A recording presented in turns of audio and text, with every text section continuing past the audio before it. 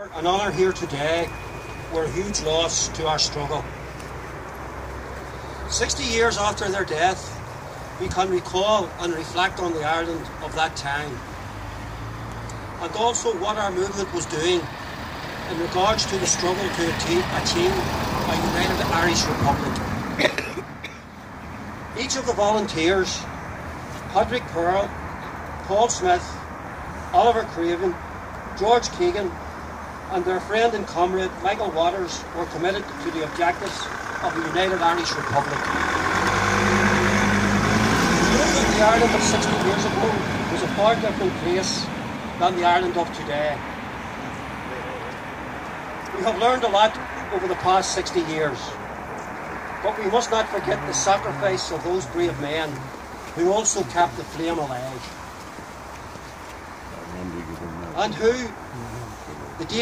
and with the dangers they faced, it was a very unequal.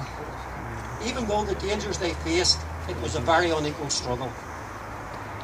Despite seeing many of their comrades imprisoned north and south, and also recognising that lives had been lost, they kept the faith with dead comrades and the hundreds in prison.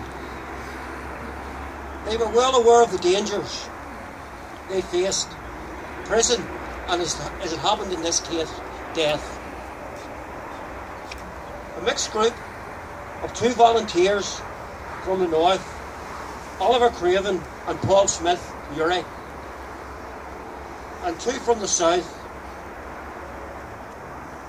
George Keegan, Enniscorthy, Patrick Pearl, Wexford, and with their friend and comrade Michael Waters, it was a demonstration of the unity of the Irish people and the unity of the organisation as we were at that time.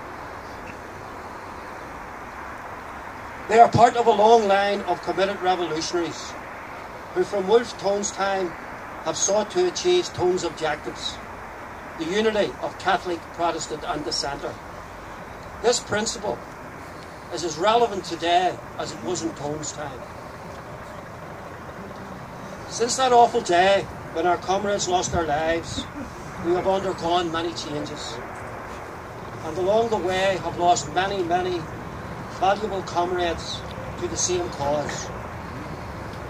I have no doubt that if Patrick Pearl, Paul Smith and Michael Waters were alive today, they would be still part of our struggle. Their commitment to the struggle was total, and they were a most significant loss to our movement and, of course, their families.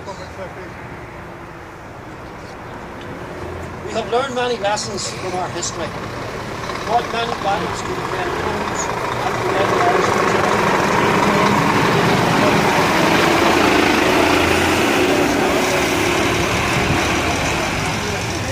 who have died over the past 2 years. Those from the 50s who we honour here today, those comrades who were murdered by sectarian assassins, and others who died at the hands of the so-called forces of law and order. Comrades, the enemy has not changed. It is we who have recognised the real enemy. It is not the worker of any religion or none. It is the exploiter who manipulates, and when it is necessary for them to maintain their power, they will use all forms of coercion, whether it be economic or discriminatory. They will not hesitate to keep the workers divided, as we know to our cost on this island today. The enemy, comrades, make no mistake, is capitalism in all its disguises. The transformation of our movement